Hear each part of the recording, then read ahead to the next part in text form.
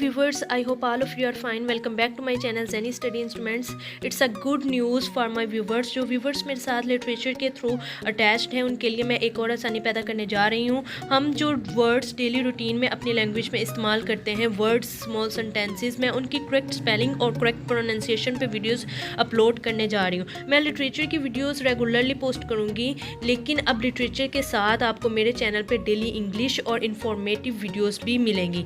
जैसे आपने मुझे लिटरेचर की वीडियोस पे सपोर्ट किया, इसी तरह मुझे मेरे next step daily English videos पे भी सपोर्ट करें, ताकि मैं आपके नॉलेज में ज़्यादा से ज़्यादा इजाफा कर सकूं।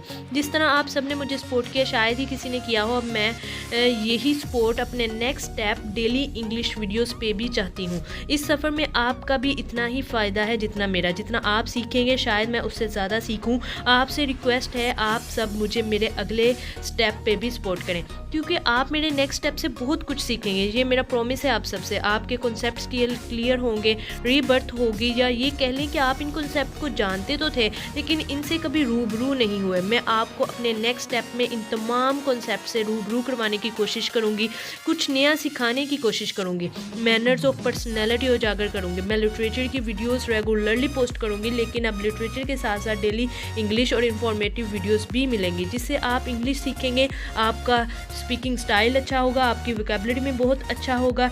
ये मेरा प्रॉमिस है आप सबसे।